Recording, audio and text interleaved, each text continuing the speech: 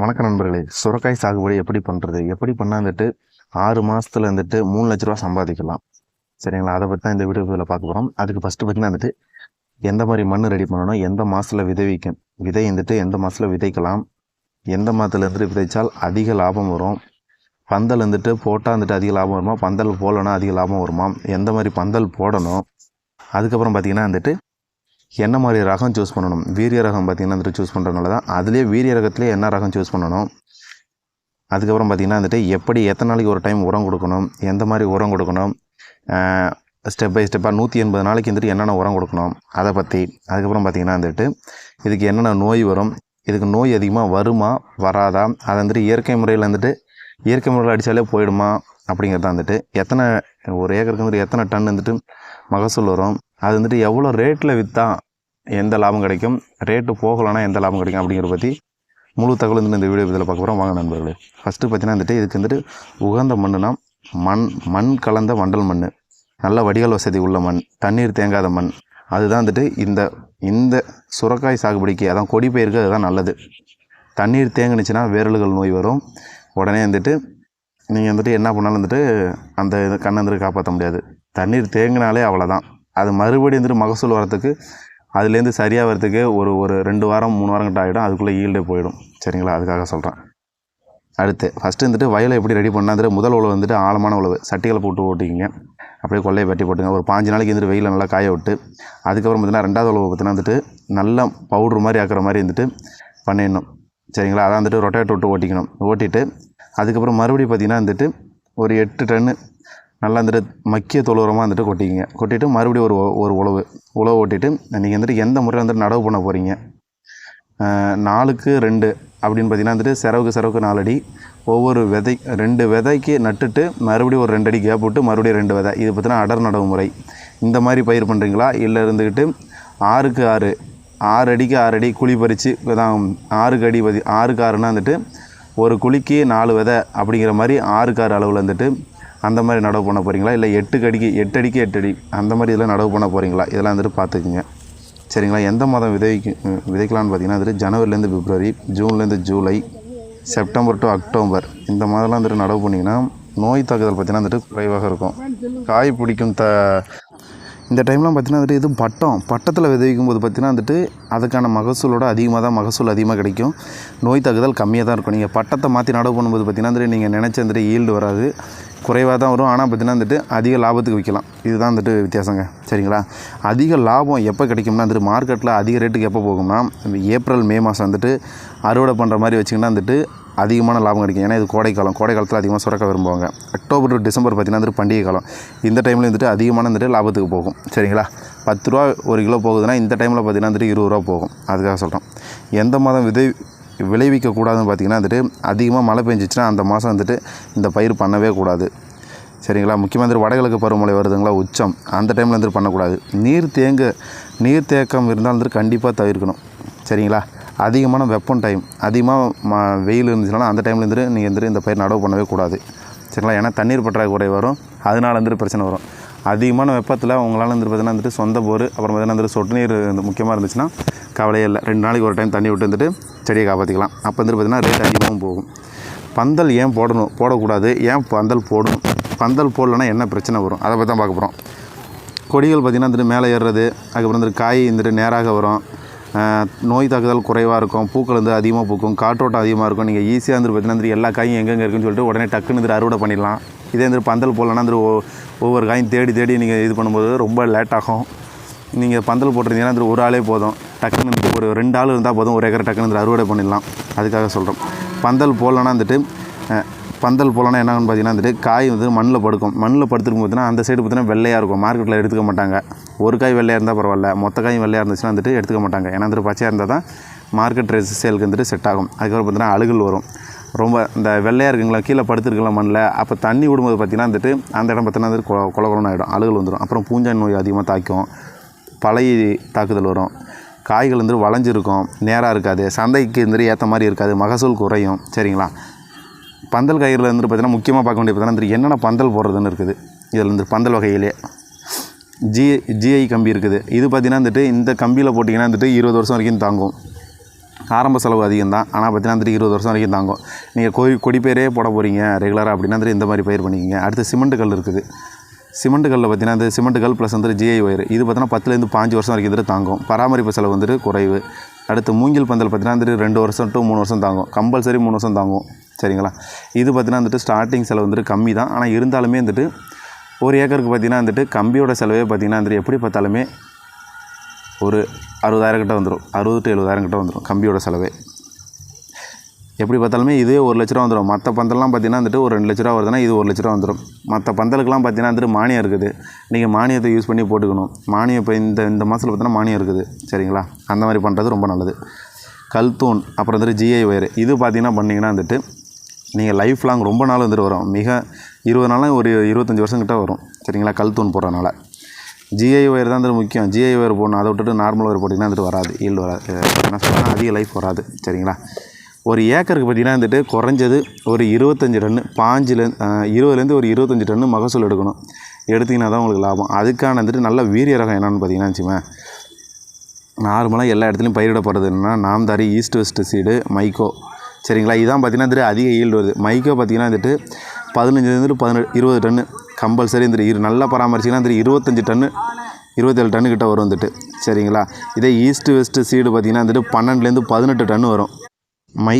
மைக்காவில் அடுத்து நாம்தாரி பார்த்தீங்கன்னா வந்துட்டு நாம்தாரி 8லேருந்து வந்துட்டு 15 டன்னு நீங்கள் நல்லா பராமரிச்சிங்கன்னா ஒரு 20 டன்னு வந்துட்டு எதிர்பார்க்கலாம். 18 டன்னு வரைக்கும் வந்துட்டு எதிர்பார்க்கலாம். சரிங்களா? இந்த மாதிரி 3 ரகம் தான் வந்துட்டு இப்போதைக்கு வந்துட்டு இருக்குது. இன்னொரு 3-4 ரகம் இருக்குது. இருந்தாலும் கொஞ்சம் அறுவடை அதிகமாக வருது பார்த்தீங்கன்னா இதுதான். அடுத்தது வந்துட்டு அட்வான்டா சீடு. இதுவும் பார்த்தீங்கன்னா வந்துட்டு ஒரு 12லேருந்து 18 டன்னு எதிர்பார்க்கலாம். சரிங்களா?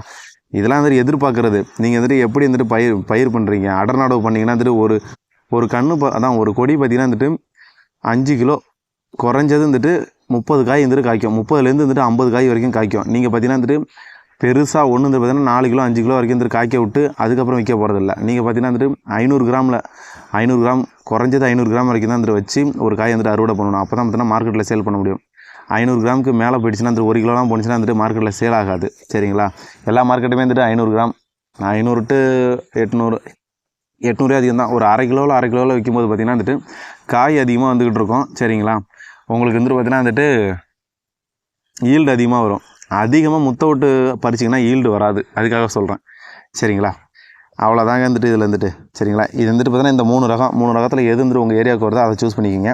ரொம்ப நல்லது. சரிங்களா? இப்போ நடவு பண்ணுறது பார்த்தீங்கன்னா எப்படி பண்ணணும்னா வாங்க நண்பர்களே பார்க்கலாம்.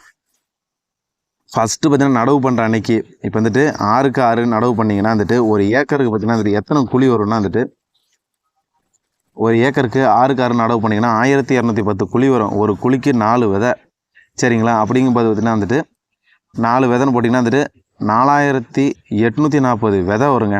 அது வந்துட்டு ஒரு கொடி 5 கிலோன்னு காய் காய்ச்சிதுன்னா வந்துட்டு 24 டன்னு 5 கிலோ வரைக்கும் காய் காய்ச்சிதுன்னா 24 டன்னுங்க.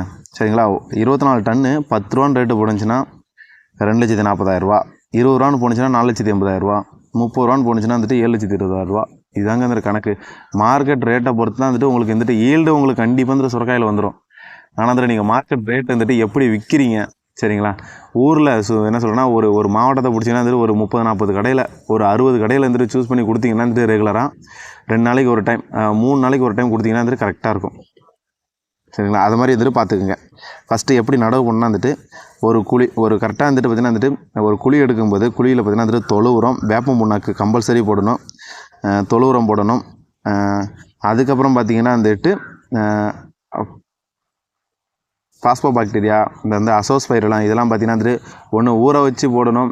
இந்த விதையை வந்துட்டு ஊற வச்சு அதுக்கப்புறம் போடணும். ட்ரைகோடர்மா இதெல்லாம்.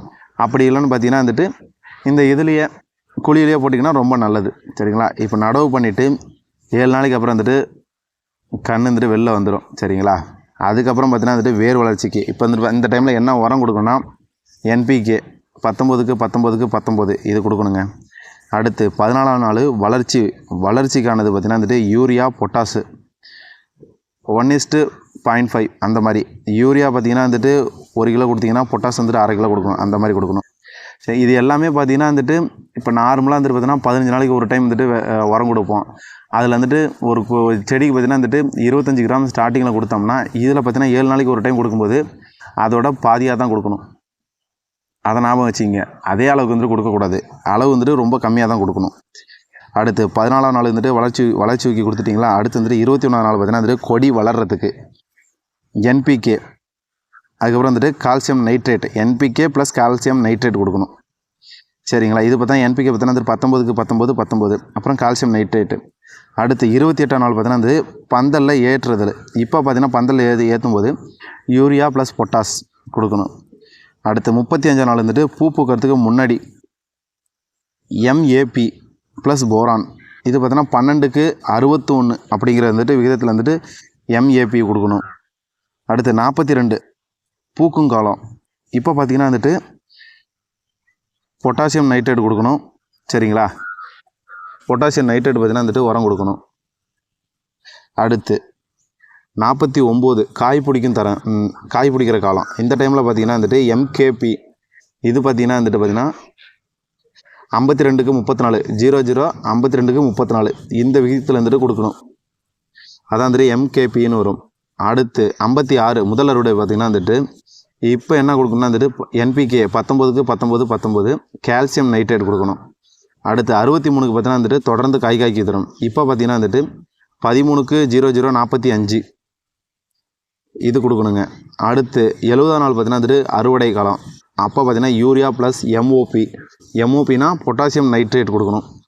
எம்கேபினா வந்துட்டு மோனோ பொட்டாசியம் பாஸ்பேட் இது கொடுக்குறது. இந்த மாதிரி வந்துட்டு எந்த இதுக்கு தேவையோ அதை வந்துட்டு கரெக்டாக கொடுத்தா தான் வந்துட்டு அதோட வளர்ச்சி அதிகமாக இருக்கும். அடுத்து 77க்கு பார்த்தீங்கன்னா வந்துட்டு எம்கேபி. அடுத்து 84க்கு என்பிகே 19க்கு 19. அடுத்து 91க்கு பார்த்தீங்கன்னா வந்துட்டு எம்ஓபி பொட்டாசியம் நைட்ரேட்டு. அடுத்து 98க்கு கால்சியம் நைட்ரேட். 105க்கு 13க்கு 00க்கு 45 சரிங்களா. அடுத்து 112ஆம் நாள் பார்த்தீங்கன்னா வந்துட்டு எம்கேபி கொடுக்கணும். அடுத்து 119ஆம் நாள் வந்துட்டு என்பிகே கொடுக்கணும். 126ஆம் நாள் பார்த்தீங்கன்னா வந்துட்டு எம்ஓபி அதான் வந்துட்டு பொட்டாசியம் நைட்ரேட் கொடுக்கணும். 133ஆம் நாள் பார்த்தீங்கன்னா வந்துட்டு கால்சியம் நைட்ரேட் கொடுக்கணும். இந்த ஃபாலோவிலே பார்த்தீங்கன்னா வந்துட்டு இதே மாதிரியே 140லேருந்து 180 நாள் வரைக்கும் பார்த்தீங்கன்னா வந்துட்டு ஃபஸ்ட்டு என்பிகே கொடுக்குறீங்களா. அடுத்து வந்துட்டு 13க்கு 00 45 இது கொடுக்கணும். சரிங்களா. அடுத்து பார்த்தா வந்துட்டு கால்சியம் நைட்ரேட் கொடுக்கணும். இந்த மாதிரி மாற்றி வந்துட்டு 180 நாள் வரைக்கும் வந்துட்டு கொடுத்துக்கிட்டு இருக்கணும். 7 நாளைக்கு ஒரு டைம் அப்படிங்கிற விதத்தில்.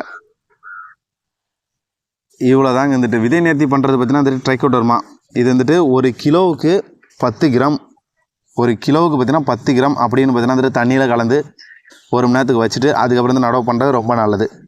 இதுக்கு வந்து என்னென்ன பூச்சி தாக்குதல் வரும்னு பார்த்தீங்கன்னு வச்சுக்கோங்க. த்ரிப்ஸு, அஸ்வினி, அப்புறம் பார்த்தீங்கன்னா வெள்ளை.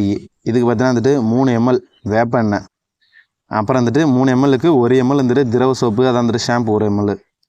இதான் வந்துட்டு இது கலந்து 10 லிட்டருக்கு நான் சொல்கிற அளவு வந்துட்டு 10 லிட்டருக்கு 7 நாளைக்கு ஒரு டைம். பூச்சி வருது வரல நீங்கள் பாட்டுக்கு வந்துட்டு இதை அடிச்சிருங்க. 7 நாளைக்கு ஒரு டைம் அப்படிங்கிற மாதிரி கணக்கு போட்டிங்க.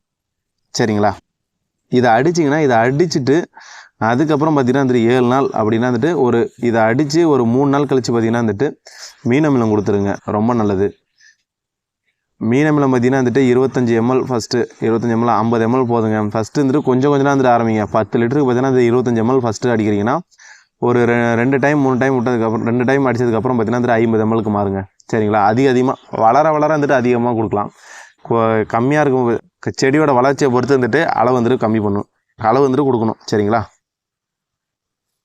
ஏன் வந்துட்டு வேப்பெண்ணெய் கொடுக்க சொல்கிறோம்னா வந்துட்டு பூச்சி தாக்குதல் வராமல் வந்துட்டு கட்டுப்படுத்தும். ஆனால் பூச்சி வந்துருச்சுன்னா அதுக்கப்புறம் இதெல்லாம் கட்டுப்படுத்த முடியாது. இந்த எண்ணெய் வந்துட்டு வேப்ப எண்ணெய் அப்போ செட் ஆகாது. அப்போ பார்த்தீங்கன்னா வந்துட்டு வேப்பம் கொட்டை கரைசல் தான் வந்துட்டு கொடுக்கணும். பூச்சி வந்துருச்சுன்னா பூச்சி வரத்துக்கு முன்னாடி தான் சொல்கிறோம். வரத்துக்கு முன்னாடியே வந்துட்டு இதை தெளிக்கிறது ரொம்ப நல்லது. சரிங்களா.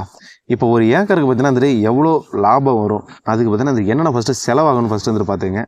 நிலம் உழவு ஓட்டுறதுக்கு பார்த்தீங்கன்னா வந்துட்டு எப்படி பார்த்தாலுமே செலவு வந்துடும். ஒரு 12,000 தொழு உரம் பார்த்தீங்கன்னா வந்துட்டு 22,000 வந்துடும். 8 டன்னு. நீங்கள் இதுவே வந்துட்டு தொழு உரத்தும் போகிறதுக்கு பதிலாக பலப்பயிர் சாகுபடி பண்ணினீங்கன்னா வந்துட்டு இந்த தொழு உரத்தை வந்துட்டு ஃபுல்லாக வந்துட்டு கட் பண்ணிவிட்டு வெறும் பலப்பயிர் சாகுபடி பண்ணாலே போதும். ஏன்னா வந்துட்டு பாதி பேர் வந்துட்டு தொழு உரமே கொட்ட மாட்டாங்க. அதுக்கு பதிலாக பலப்பயிர் சாகுபடி பண்ணி ஒரு 45 நாள் தான் எக்ஸ்ட்ரா ஆக போகுது. அதை ஃபஸ்ட்டு வந்துட்டு நடவு பண்ணுறது ரொம்ப நல்லது. அதை பலப்பயிர் சாகுபடி பண்ணி ஒரு 45 நாள் கழித்து உழவு ஓட்டிட்டிங்கன்னா உங்கள் கொள்ளைக்கு தேவையான சத்து வந்துடும். ஒவ்வொரு பயிர் நடவு பண்ணுறதுக்கு முன்னாடி ஒரு 45 நாள் உரத்துக்காக வந்துட்டு செலவு பண்ணுறது ஒன்றும் வந்துட்டு தப்பு கிடையாது. ஏன்னா ஒரு 20,000 உங்களுக்கு செலவு மிச்சம். உரம் போட்டாலும் போடாட்டியுமே வந்துட்டு அந்த ஈல்டு கொஞ்சம் வந்துட்டு முக்கால்வாசிக்கிட்ட வந்துடும். அதுக்காக சொல்கிறேன். விதை பார்த்தீங்கன்னா 8000 ரூபா, சரிங்களா. உரம் பார்த்தீங்கன்னா வந்துட்டு 30,000 ரூபா. பூச்சி மேலாண்மை 18,000 ரூபா. நீங்கள் வந்துட்டு பூச்சி மேலாண்மை வந்துட்டு கட்டுப்படுத்தலாம். இயற்கை முறையில் வந்துட்டு பண்ணினீங்கன்னா, இயற்கை முறையில் பண்ணினீங்கன்னா உரம் மேலாண்மையே கட்டுப்படுத்தலாம் வந்துட்டு. ஆனால் வந்துட்டு பார்த்தீங்கன்னா அதுக்கு வந்துட்டு முக்கியமாக வந்துட்டு சொட்டு நீர் போட்டிருக்கணும். சொட்டு நீர் போட்டிருந்தீங்கன்னா வந்துட்டு ரொம்ப பெஸ்ட்டு. இயற்கை முறையில் வந்துட்டு உரம் கொடுக்கறது ரொம்ப நல்லது. இல்லைன்னா வந்துட்டு கொஞ்சம் கஷ்டம்தான். அடுத்து கூலி, அப்புறம் வந்துட்டு நடவு பண்ணுறது, அப்புறம் பார்த்தீங்கன்னா இந்த டெய்லி அறுவடை பண்ணுறது, இது பார்த்தீங்கன்னா எப்படி பார்த்தாலுமே வந்துட்டு கூலிக்கு ஆள் கூப்பிட்றது, களை வெட்டுறது, இந்த செலவு பார்த்தீங்கன்னா எப்படி பார்த்தாலுமே 6 மாதத்துக்கு 55,000 ரூபா செலவு வந்துடும். இதுக்கான வந்துட்டு மின்சாரம், அப்புறம் பார்த்தீங்கன்னா வந்துட்டு டீசல், இங்கே வந்து ஓட்டிகிட்டு போகிறது, என்ன சொல்கிறேன்னா காய் அறுவடை பண்ணுறது, அறுவடை பண்ணி கொண்டு போய் மார்க்கெட்டில் கொடுக்கறது, அப்படி இல்லைன்னு பார்த்தீங்கன்னா வந்துட்டு மற்ற இடத்துக்கு வந்துட்டு சந்தைக்கு கொண்டு போகிறது, இது எல்லாமே செலவு பார்த்தீங்கன்னா ஒரு 5,000 ரூபா வந்துடும். தண்ணீர் பார்த்தீங்கன்னா வந்துட்டு செலவு பார்த்தீங்கன்னா ஒரு 5,000 ரூபா கிட்ட வந்துடும். அதான் தண்ணீர் செலவு ப்ளஸ் வந்துட்டு மின்சாரம், இந்த இதெல்லாம் சேர்த்து ஒரு 20,000 கிட்ட வந்துடும். இந்த செலவெல்லாம் எப்படி கம்மி பண்ணுறீங்களோ அப்போ தான் வந்துட்டு உங்களுக்கு லாபம் வரும். முக்கியமாக பார்த்தீங்கன்னா பந்தல் பார்த்தீங்கன்னா வந்துட்டு பந்தல் போடுறது வந்துட்டு 1,80,000 ரூபா வந்துடுங்க. நீங்கள் நான் எப்படி பந்தல் போட்டாலுமே சரி, நீங்கள் வந்துட்டு மூங்கில் மூலமாக போட்டிங்கன்னா வந்துட்டு 1,00,000 ரூபா வந்துடும். ஒரு 80,000 ரூபா எக்ஸ்ட்ரா, ஒரு 80,000 ரூபா இல்லை, இன்னும் ஒரு 1,00,000 ரூபா ஆகும். 2,00,000 ரூபா எப்படி பார்த்தாலுமே வந்துட்டு பந்தலுக்கு வந்துடும். அப்போ நீங்கள் எந்த டைமில் பந்தல் போடணுன்னா சப்சிடி தருவாங்க. ஒரு ஏக்கருக்கு வந்துட்டு நீங்கள் பந்தல் காய்கறி பண்ணிங்கன்னா வந்துட்டு உங்களுக்கு ஒரு 1,50,000 ரூபா கிட்ட சப்சிடி வரும். அதான் பாதி சப்சிடி வரும் 60% கிட்ட. அந்த மாதிரி டைமில் இப்போ இந்த மாதத்தில் பார்த்தீங்கன்னா இந்த சப்சிடி கொண்டு வந்திருக்காங்க கவர்மெண்ட்டு. இந்த மாதிரி டைமில் தான் நீங்கள் நடவு பந்தல் போடுறது ரொம்ப நல்லது. ஏன்னா இல்லைன்னா உங்கள் காசு மொத்தத்தையும் செலவு பண்ணிங்கன்னா வந்துட்டு ஒரு 6 மாதம் லாக் ஆன மாதிரி, ஈல்டு கொஞ்சம் கம்மியானுச்சுன்னா ரொம்ப என்ன சொல்கிறேன்னா வந்துட்டு லாஸ் ஆன மாதிரி ஃபீல் பண்ணுவீங்க. அடுத்து நடவு பண்ணுறதுக்கு யோசிப்பீங்க. இதுவே வந்துட்டு சப்சிடி மூலமாக வந்துட்டு கொடுத்துட்டு எப்படி சொல்லணும்னா வந்துட்டு ஒரு 2,00,000 ரூபா செலவு பண்ணுறீங்கன்னா 1,50,000 ரூபா வந்துட்டு ஒரு 1,20,000 போக மீதி அமௌண்ட்டு தான் வந்துட்டு நீங்கள் செலவு பண்ண மாதிரி இருக்கும். 1,20,000 உங்களுக்கு வந்துடும். ஒரு 80,000 ரூபாயிலே வந்துட்டு நீங்கள் வந்துட்டு உங்கள் தோட்டத்துக்கான பார்த்தீங்கன்னா வந்துட்டு மூங்கிலுங்க ஜிஐ அப்படி இல்லைனா வந்துட்டு கல் கம்பம் போட்டு வந்துட்டு நீங்கள் வந்துட்டு பந்தல் அமைச்சிடலாம், சரிங்களா. இதெல்லாம் வந்துட்டு யோசிச்சுட்டு முடிவு பண்ணுங்கள். எப்படி பண்ணணும், எப்படி பண்ணால் எளிமையாக பண்ணலாம். இது பண்ணுறதுக்கு முன்னாடி முக்கியமாக மார்க்கெட்டிங் தான் பெஸ்ட்டு. மார்க்கெட்டிங் ஒழுங்காக பண்ண தெரியலனா நீங்கள் எவ்வளோ தான் பயிர் பண்ணாலுமே வந்துட்டு லாஸ் தான். மார்க்கெட்டிங் பண்ண கற்றுக்குங்க. முடிஞ்ச அளவுக்கு பார்த்தோன்னா 20 ரூபாய்க்கு கம்மியாக வந்துட்டு 1 கிலோ கூட விற்காதீங்க. அப்படி பண்ணிங்கன்னா லாபம் கிடையாது.